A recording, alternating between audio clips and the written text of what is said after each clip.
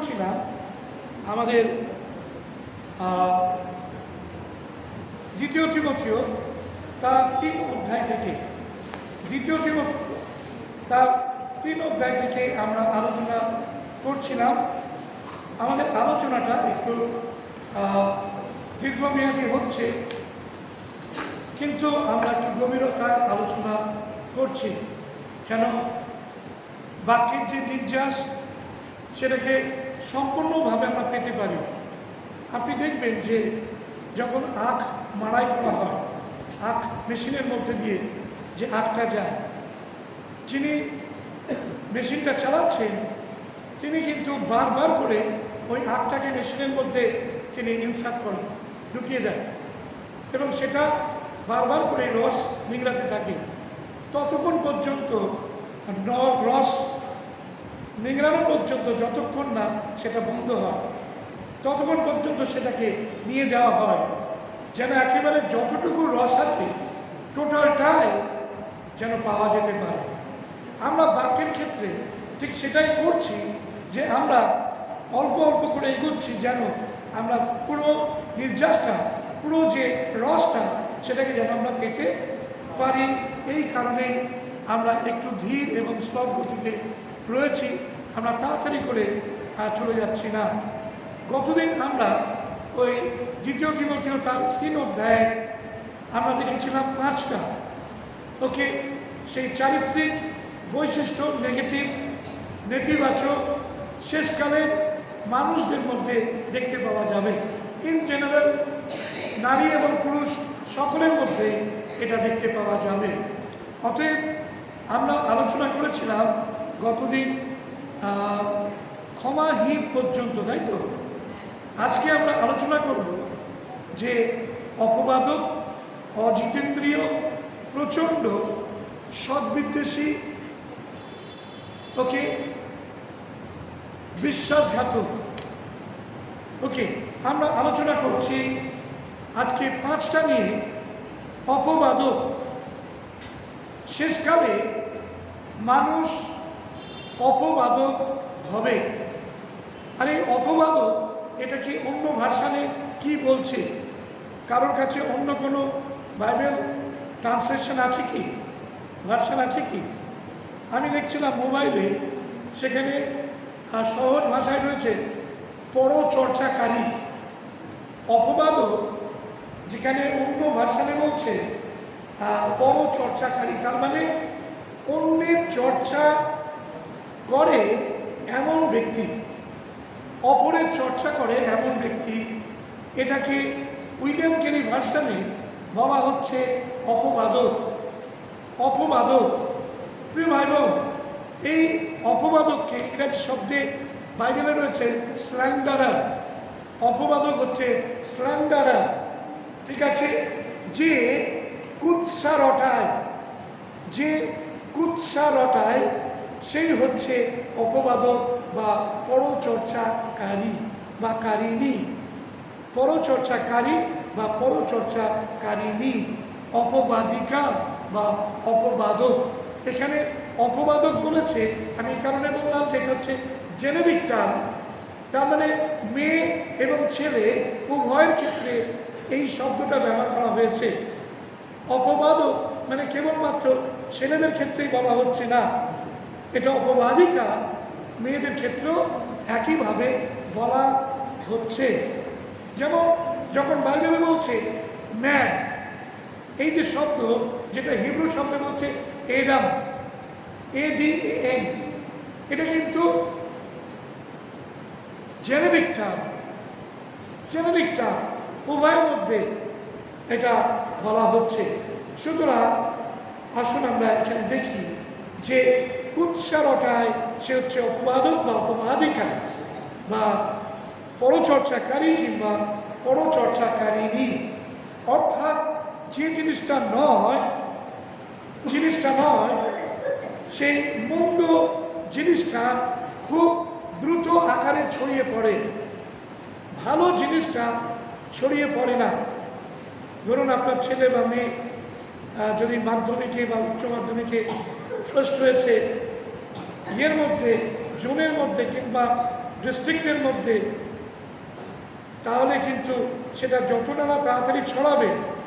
কিন্তু যদি আপনার ছেলে বা মেয়ে কাউকে নিয়ে পালিয়ে যায়, দেখবেন হু করে সেটা সবাই বলবেন, এই জানি আমাকে মেয়ে বা ছেলে পালিয়ে গেছে, আমাকে শুনি, হ্যাঁ আচ্ছা আমরা শুনেছি আমাকে। এই যে অপবাদ, যে পরচর্চা, এটা কিন্তু আমরা জগতের লোকের মতো অনেক সময় আমরা হয়ে পড়ি। এবং বর্তমানকালে শেষকালে যে বিষম সময়তে আমরা দেখতে পাচ্ছি এই পরচর্চাকারীর সংখ্যা প্রচণ্ড বেড়ে যাচ্ছে, পরচর্চাকারিনীর সংখ্যা প্রচণ্ড বেড়ে যাচ্ছে। আমরা কেবলমাত্র মানুষের কুৎসা রটাচ্ছি। ভালো যেটা সেটাকে আমরা বলছি না, ভালো কিছু হয়েছে সেটাকে আমরা বলছি না, কিন্তু যত নেগেটিভ নেতিবাচক সেগুলোকে আমরা বলছি। এর মধ্যে দিয়ে কি আমরা করছি ভালো করে বুঝবেন। শয়তান সে চেষ্টা করছে যেন মানুষের মধ্যে তার যে সাইকোলজি, সেই সাইকোলজিটা সে মানুষের মধ্যে ইনজেক্ট করার চেষ্টা করছে। সেটা কি? যদি সকলেই কুৎসারটায়, সকলেই মন্দ বিষয়টাকে বলতে থাকে, তাহলে কি হবে? শুধু আমাদের মধ্যে নেগেটিভিটি আমরা চার্জ করব। তার মানে আমরা শুনছি সবসময় অমুকের বাড়িতে নেগেটিভ, এর বাড়িতে নেগেটিভ, এর বাড়ি নেগেটিভ, এর বাড়ি নেগেটিভ, সবাই negative negative negative negative. Ultimately আমাদের কাছে আমরা দেখতে পাবো সব নেগেটিভ। তার মানে পজিটিভ কিছু দেখতে পাচ্ছি না। আর শয়তান সে হা হা করে হাসছে, আর সে বলছে যে আমি যে কারণে এই জগতের উপরে রুল করছি সেটা সার্থক হচ্ছে, কেননা সবাই সবাই কুৎসাকে রক্ষা করছে। তার মানে কি? ঈশ্বরের যে গৌরব করা, সেই গৌরবটা নেই। যখন পজিটিভিটি থাকবে, যখন ইতিবাচক বিষয় থাকবে, তখন আমরা ঈশ্বরের গৌরব করব।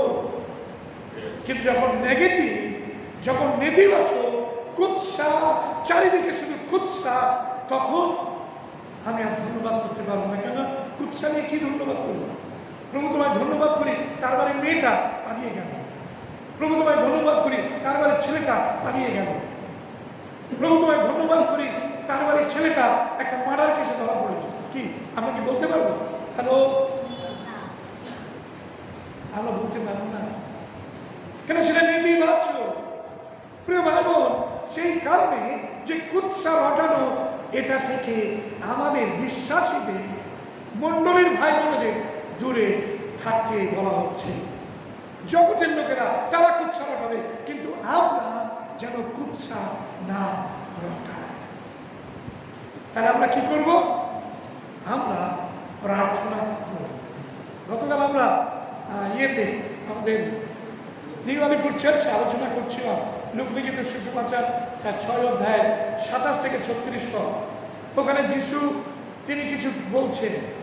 তিনি সেখানে বলছেন যে যদি কারো নিন্দা করার কোনো বিষয় থাকে, তোমরা নিন্দা করো না, কিন্তু তোমরা কি করবে?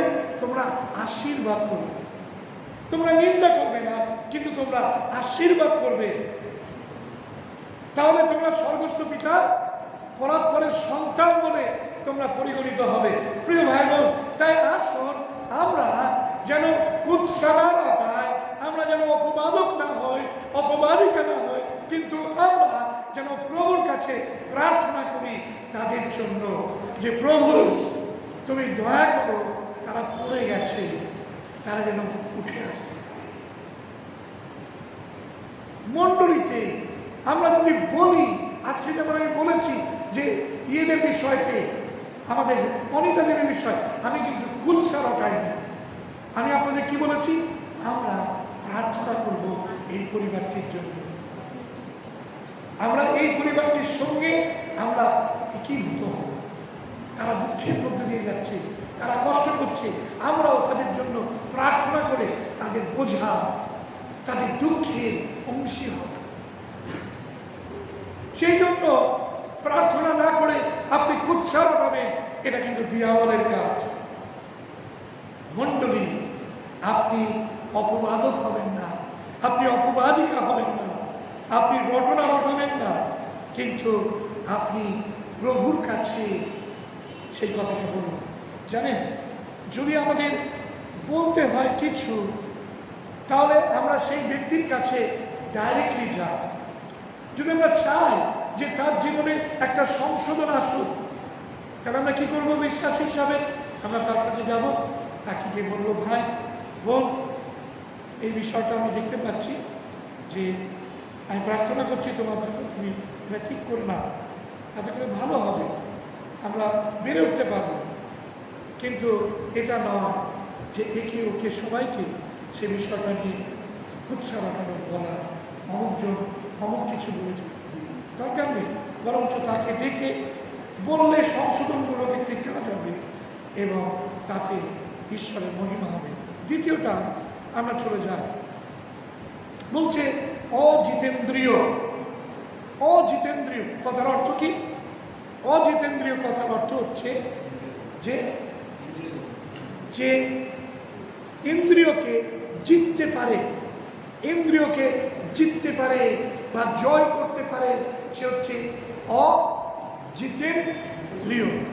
তাহলে জিতেন্দ্রিয়কে, যে ইন্দ্রিয়কে জয় করে, তার আগে অ বসানো হয়েছে, তার মানে সেটা নেগেটিভ, তাই তো? অঘটন, ঘটনা, কিন্তু অ মানে নেগেটিভ ঘটনা, সেটা হচ্ছে অঘটন কি, তাই তো? সুতরাং অজিতেন্দ্রিয় কথার অর্থ হচ্ছে যে আমি যখন আমার ইন্দ্রিয়কে দমন করতে না পারি, সেটা হচ্ছে অজিতেন্দ্রিয়। ঈশ্বরের বাক্য বলছে যে শেষকালে বিষম সময়তে মানুষেরা অজিতেন্দ্রিয় হবে। তারা তাদের ইন্দ্রিয়কে তারা দমন করতে পারবে না। আমাদের কি কি ইন্দ্রিয় রয়েছে? পঞ্চ ইন্দ্রিয় রয়েছে, তাই তো? কি কি সেই ইন্দ্রিয়? পলাশ ইন্দ্রিয়গুলো কি কি আছে? 5টা ইন্দ্রিয়। পলাশ বলবে, অন্য কেউ বলবে না। পলাশ পড়াশোনা করছে, কোন ক্লাসে পড়ছে পলাশ?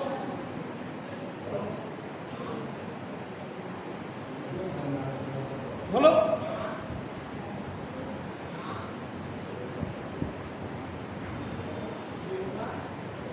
হ্যাঁ, ভেরি গুড, থ্যাংক ইউ।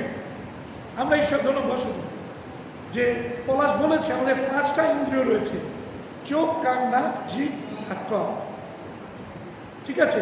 সুতরাং এই 5টা জিনিসকে আমাদের দমন করতে হবে। শেষকালের মানুষেরা কিন্তু এই 5টা জিনিসকে দমন করবে না। তারা অজিতেন্দ্রিয়, তারা ইন্দ্রিয়কে জয় করবে না, কিন্তু তারা ইন্দ্রিয়কে বলবে যে স্বেচ্ছাচারীভাবে ইন্দ্রিয় ব্যবহৃত হোক। যেমন চোখ বলছে, চোখ যেটা চায় সেটাই আমি চোখকে, চোখ তুমি দেখো, তুমি দেখো পর্নোগ্রাফি, তুমি দেখো, চোখ তুমি বাজে জিনিস দেখো। তার মানে কি? অজিতেন্দ্রিয়, ইন্দ্রিয়কে দমন করছি না, আমি আমার চোখকে দমন করছি না।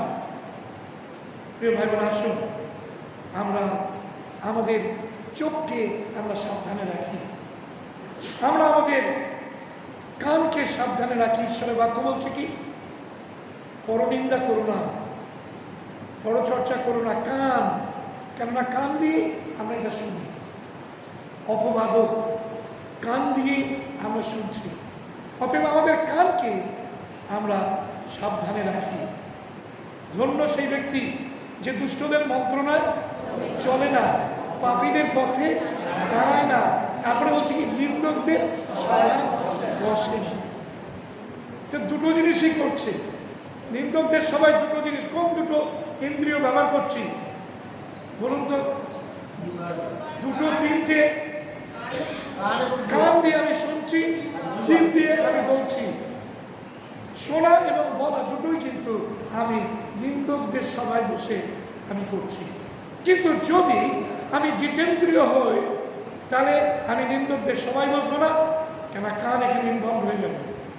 আমি বলবো না, পার্টিসিপেট করবো না নিন্দা, আমি আমার জীবকে সেখান থেকে দমনে রাখবো। যাকব বলছে মানুষ সব কিছুকে কন্ট্রোল করতে পারে, বড় বড় জাহাজকে ছোট হালের দ্বারা কন্ট্রোল করা যায়, কিন্তু মানুষের শরীরের মধ্যে একটা ছোট্ট জীব রয়েছে, আর সেই জীবকে এতটা দেহের মধ্যে এটুকু জিনিস সেটাকে সে কন্ট্রোল করতে পারে না। ডেঞ্জারাস জিনিস এই জীব। প্রিয় ভাই বোন, আসুন আমরা একই মুখ দিয়ে ঈশ্বর পিতার ধন্যবাদ করছি, আবার একই মুখ দিয়ে আমরা কি করছি? নিন্দা করছি। সুতরাং যাকব কি বলছে? একই কূপ দিয়ে, একই কুয়ো দিয়ে যেমন দুরকম স্বাদের যে জল, মিষ্ট এবং তিক্ত, এই দুই ধরনের জল যেমন একটা কূপের মধ্যে দিয়ে না বেরিয়ে আসে, ঠিক সেই রকম একটা কূপের মধ্যে দিয়ে কি করে আমি কখনো ভালো কখনো মন্দ দুটোই আমি করছি। একই কূপের মধ্যে দিয়ে দু রকমের স্বাদ যুক্ত জল বেরিয়ে আসছে, কখনো নিন্দা কখনো প্রশংসা। কেন এটা হবে? সুতরাং এটা তখনই সম্ভব যদি আমরা আমাদের আমাদের কান এবং আমাদের জিভকে আমরা বশে রাখতে শিখি। প্রভু আমাদের বলছেন যেন আমরা অজিতেন্দ্রিয় নই, কিন্তু আমরা জিতেন্দ্রিয় হতে পারি। আর যোহন, প্রথম যোহন তার 2 অধ্যায় 16 থেকে 17 পদে ওখানে যোহন সব কিছুর একটা উপসংহার টেনেছেন। তিনি বলছেন, দেখুন এখানে কতগুলো জিনিসের মর্ম আছে, আর জগতে যা কিছু আছে। প্রথম যোহন তার 1 অধ্যায় 16-17, এই 2 অধ্যায়, 2 হ্যাঁ।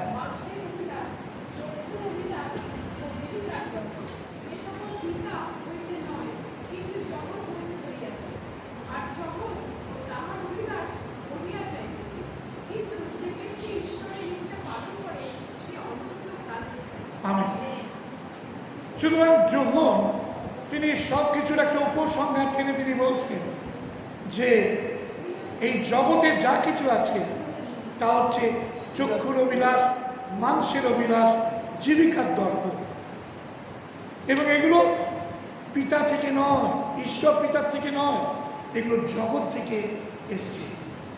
আর জগতের লোকেরা তারা অজিতেন্দ্রিয়, কিন্তু প্রভু যারা লোক তারা জিতেন্দ্রিয়, কেননা তারা চক্ষুর অভিলাষ, মাংসের অভিলাষ, জীবিকার দর্পকে তারা জয় করতে শিখেছে। হালেলুয়া। আসুন গালাতীয় পত্রে পৌল কি বলছেন 5 অধ্যায় 16 পদে, গালাতীয় পত্র তার 5 অধ্যায় 16 পদে পৌল কি বলছেন? কিন্তু আমি বলি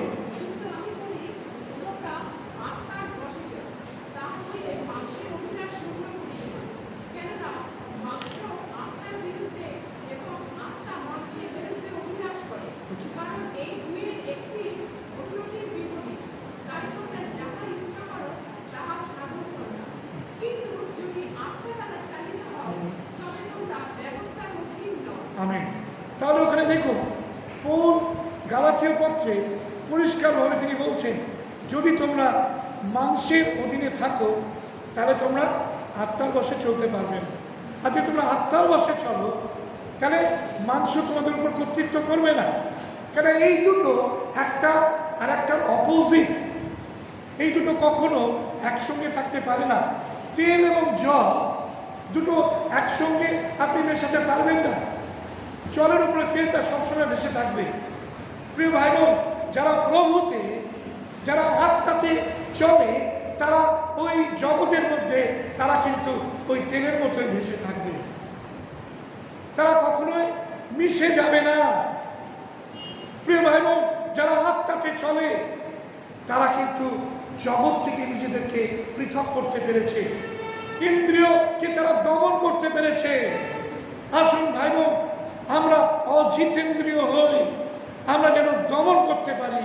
কেননা এই সেন্সেশন যে অর্গানগুলো, এগুলো আমাদের সবসময়ের জন্য আমাদের মানসিক দিকে নিয়ে যাচ্ছে, অভিলাষের দিকে আমাদের চালিত করছে। নাক দিয়ে আমরা শুকছি, ঘ্রাণ, বিরিয়ানির গন্ধ বেরোচ্ছে, আমার ইচ্ছা করলো আজকে আমি বিরিয়ানি খাবো, কিন্তু লিভারের সমস্যা, ডাক্তার বলেছে তৈলাক্ত খাবার খাবেন না, কিন্তু আমার ইচ্ছা করছে, আমার মাংস চাইছে যেন আমি বিরিয়ানি খাই। নাকি খেতে যায় না? খেতে যায়, সেটা আমাদের পক্ষে ক্ষতিকারক। তাই মাংস বিভিন্ন সময়তে আমাদের ইন্দ্রিয়কে ব্যবহার করবে, মাংস ইন্দ্রিয়কে ব্যবহার করবে। মাংস আবার বলছে জীবিকার দর্প, সেটা আমাদের চক্ষুর অভিলাষ ব্যবহার করছে, চোখকে ব্যবহার করছে। জীবিকার দর্প, মাংসের অভিলাষ প্রত্যেকটাই কিন্তু ইন্দ্রিয়ের সঙ্গে জড়িত রয়েছে। সেই জন্য বাইবেল বলছে যে তোমরা তোমাদের অজিতেন্দ্রিয় না হয়ে তোমরা জিতেন্দ্রিয় হও, তোমরা তোমাদের ইন্দ্রিয়কে দমনের মধ্যে রাখো। কি করবো? রোমিও তার 6 অধ্যায়ে 13 পদ আপনি কি করুন। কি করবো আমরা বিশ্বাসের? তাহলে আমাদের মাংস রয়েছে, আমাদের ইন্দ্রিয়গুলো রয়েছে আমাদের দেহের মধ্যে, তাহলে আমরা কি করবো? কোন কি বলছে রোমিও পত্রে তার 6 অধ্যায় 13 পদ করুন করুন করুন কেউ একজন করুন, দিদি করুন, উজ্জ্বল।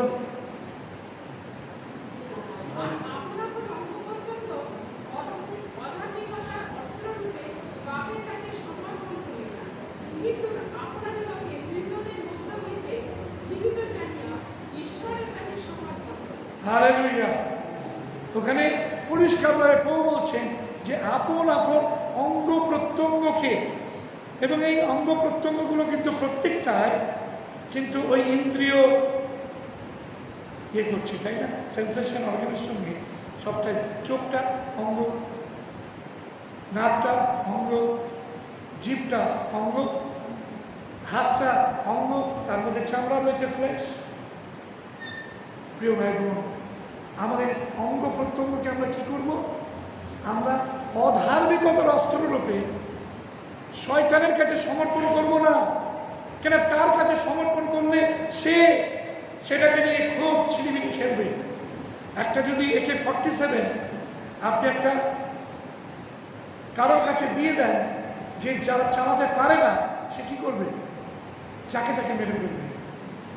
সেটা টেস্ট করতে যাবে, ট্রাই করতে যাবে, কখন যে কার দিকে গুলি চলে যাবে, কাকে হত্যা করে ফেলবে, তার কোনো ঠিক ঠিকানা নেই। কিন্তু যদি ওই AK-47 যিনি জানে, তার কাছে থাকলে সে সঠিকভাবে সেটাকে ইয়ে করতে পারবে, ট্রিগার করতে পারবে। প্রিয় ভাই বোন, আপনি আপনার অঙ্গ প্রত্যঙ্গকে, এই সেন্সেশন অর্গানগুলোকে আপনি কার হাতে তুলে দেবেন? শয়তানের কাছে, জগতের কাছে যদি তুলে দেন, তাহলে সে সেগুলোকে নিয়ে ছিনিমিনি খেলবে। যদি আপনি যিশুর কাছে তুলে দেন, প্রভু আমার অঙ্গ প্রত্যঙ্গগুলোকে আমি তোমার হাতে তুলে দিচ্ছি, তুমি নাও, তুমি পরিচালনা করো প্রভু, আজ থেকে তুমি এর মালিক হও। প্রিয় ভাই বোন, আপনি সমর্পণ করুন, আপনার জীবনে আপনি দেখতে পাবেন অনেক ফল। হালেলুয়া। জিতেন্দ্রিয়, অজিতেন্দ্রিয়। তৃতীয় আমরা আলোচনা করছি, তৃতীয় কি বলছে? প্রচন্ড। প্রচন্ড, প্রচন্ড মানে কি? প্রচন্ড, ভীষণ,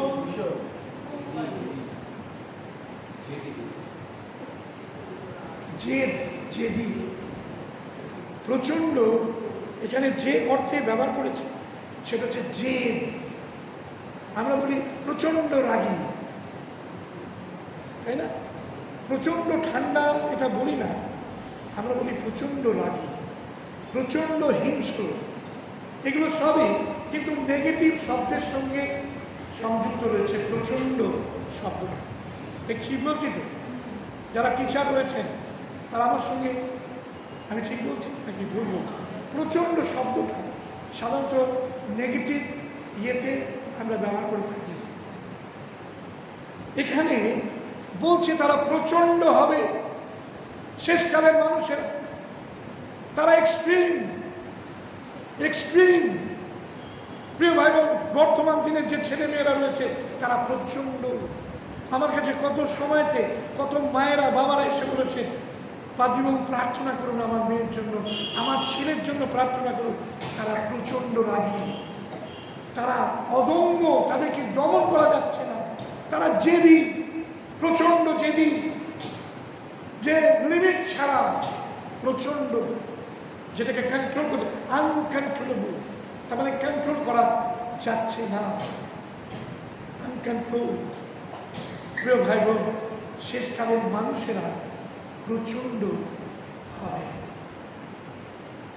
সুতরাং আমাদের কি করতে হবে? আমাদের ছেলে মেয়েদের জন্য আমাদের প্রার্থনা করতে হবে, প্রভু আমার ছেলে মেয়েদের তুমি শান্ত করো। তাদের মাথায় হাত দিয়ে প্রার্থনা করুন, কেন আপনি যদি প্রার্থনা না করে তাহলে কিন্তু তারা প্রচণ্ড হবে। কেননা আকাশে বাতাসে ঘুরে বেড়াচ্ছে সেই প্রচণ্ড হওয়ার বিষয়টা ছেলে মেয়েদের মধ্যে, জগতের ছেলে মেয়েদের মধ্যে প্রচণ্ড ভাব। স্বামী প্রচণ্ড, স্ত্রী প্রচণ্ড,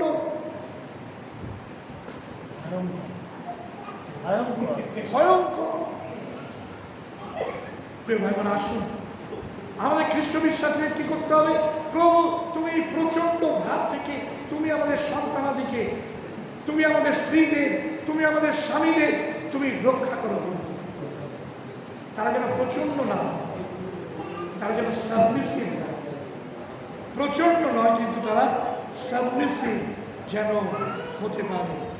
সব বিদ্বেষী, সব বিদ্বেষী, সব বিদ্বেষী কথার অর্থ কি? ভালো জিনিসের বিরোধিতা করে, ভালো জিনিসের বিরোধিতা করে। প্রিয় ভাই বোন, কেবলমাত্র দিয়াবল সে শুধুমাত্র ভালো বিষয়ের বিরোধিতা করে। আমি তো আর অন্য কাউকে দেখতে পারি না, দিয়াবলকে দেখতে পাই। যত ভালো কাজ তার বিরোধিতা করে। এবং যে সমস্ত মানুষেরা তারা দিয়াবলের দ্বারা পরিচালিত হয়, যে সমস্ত মানুষেরা তারা দুষ্ট আত্মার দ্বারা পরিচালিত হয়, তারা সবসময়ের জন্য ভালো কাজে বাদশা দেয়। তাদের ভালো কাজ দেখতে ইচ্ছা করে না। হ্যাঁ, ভালো কাজ হচ্ছে, হ্যাঁ কেন হবে? ভালো কাজটা কেন অবর্জন করবে? না, তাকে করতে দেবো না, কিছিয়ে দাও, নষ্ট করে দাও। ভালো কাজ হচ্ছে সেটাকে নষ্ট করে দাও। ভালো কাজ হচ্ছে কোনো একটা জায়গায় একটু, কে বলে না, একটু পিন করে দেওয়া না কি বলে, ইয়ে করে দিলাম, ওখানে মণ্ডলী হচ্ছে। আমি একটু গিয়ে RSSকে গিয়ে বললাম, এই জানো তো ওরা কিন্তু গোপনে তোমাদের বিরুদ্ধে অনেক ইয়ে করছে, বলছে কথা। এবারে আপনি দিলে তাহলে কি হলো? তারা গিয়ে সেই মণ্ডলীকে আক্রমণ করলো, সেই মণ্ডলী বন্ধ হয়ে গেল। কেন? ভালো কাজ হচ্ছিল।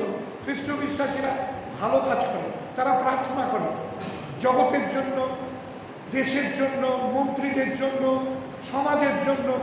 বিশ্বাসীরা কি করে? প্রার্থনা করে। সেই প্রার্থনা হবে না, ভালো কাজ হবে না। দেওয়ালের কাজই হচ্ছে সে সৎ বিদ্বেষী, ভালো কাজে বিদ্বেষী। প্রিয় ভাই বোন, আসুন যখন ভালো কাজ হয় আমরা যেন বিরোধিতা না করি, কিন্তু ভালো কাজে আমরা যেন নিজেদের সাথ দিতে পারি। মহিলা সেমিনার হচ্ছে ভালো কাজ, আমরা যেন সাথ দিতে পারি। হালেলুয়া। ইউথ সেমিনার হচ্ছে ভালো কাজ, আমরা যেন সাথ দিতে পারি। আমাদের ছেলে মেয়েদের যেন পাঠিয়ে দিতে পারি, না বলি না আমার ছেলেকে বাড়াবো না, আমার মেয়েকে বাড়াবো না, তারা নষ্ট হয়ে যাবে। ভালো কাজে পাঠিয়ে দেবো। মহিলা সেমিনারে স্ত্রীকে পাঠিয়ে দেবো, তাকে অধিক বোঝা দেবো না। তাকে বলবো, ঠিক আছে তুমি আজকে যাও, রান্না থেকে তোমাকে আমি ছুটি দিয়ে দিলাম, আজকে আমি রান্না বান্না দেখে নেবো, তুমি মহিলা সেমিনারে যাও। ভালো কাজে আমরা উৎসাহিত করছি। প্রিয় ভাই বোন, আসুন আমরা যেন সৎ বিদ্বেষী না হই, আমরা অসৎ বিদ্বেষী হই। মন্দ কাজ হচ্ছে তার বিরুদ্ধে। যিশু দেখলেন যে জেরুজালেমের মন্দিরের মধ্যে কেনা বেচা চলছে, হাট বাজার শুরু হয়ে গেছে। যিশু কষা দিলেন, তিনি পদ্মাদের মেজ উল্টে দিলেন, আর তিনি চাবুক মারতে শুরু করলেন। বেরিয়ে যাও, এটা ঈশ্বরের গৃহ হবে, এই গৃহকে তোমরা দস্যুগণের গহ্বর করছো। প্রিয় ভাই বোন, অসৎ বিদ্বেষী যিশু দেখিয়েছে। প্রিয় ভাই বোন, আসুন আমরা যেন সৎ বিদ্বেষী না হই, কিন্তু অসৎ বিদ্বেষী। হালেলুয়া। আমরা সততার সঙ্গে থাকি। শেষ, বিশ্বাসঘাতক। বিশ্বাসঘাতক প্রিয় ভাই বোন, এই বিশ্বাসঘাতকতা, এটার কারণে কত সময়তে আমরা দেখি কত মানুষ তারা নষ্ট হয়ে যাচ্ছে। এই বিশ্বাসঘাতকতা, এই নেগেটিভ ক্যারেক্টার অনেক সময় আমাদের জীবনে থাকে। আর বিশ্বাসঘাতকতা কথার অর্থ কি হচ্ছে? বিশ্বাসকে আঘাত করেছে তিনি হচ্ছেন বিশ্বাসঘাতক। আমি তাকে বিশ্বাস করেছিলাম, কিন্তু সেই বিশ্বাসকে সে মর্যাদা দিতে পারে, সে সেই বিশ্বাসে আঘাত করেছে। কি তাই তো? আমি একজনকে দায়িত্ব দিলাম, আমি চলে যাই পুরাতন নিয়মে। পটিফর যোসেফের হাতে দায়িত্ব দিয়েছিলেন তার গৃহে। হ্যালো, তাই তো? পটিফর যোসেফের কাছে তার গৃহের দায়িত্ব দিয়েছিলেন।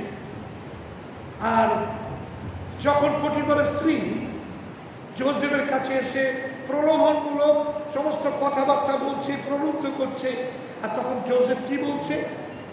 বলছে, আমার প্রভু সমস্ত কিছুর উপরে আমাকে কর্তৃত্ব দিয়েছে, কিন্তু আপনার উপরে আমাকে কোনো কর্তৃত্ব দেয় না। তিনি সমস্ত কিছুর উপরে আমাকে বিশ্বাস করেছেন, কিন্তু আপনার বিষয়কে তো তিনি আমাকে বিশ্বাস করে। তিনি বলছেন তিনি পালিয়ে যাচ্ছেন। প্রিয় ভাই বোন, আসুন বিশ্বাসে তিনি আঘাত করতে চাননি। যে বিশ্বাসে পটিফর যোসেফকে তার গৃহের দায়িত্ব দিয়েছিলেন, সেই বিশ্বাসকে তিনি হারাতে চাননি, আঘাত করতে চাননি, আর সেই কারণে তিনি পালিয়ে গেলেন সেখান থেকে।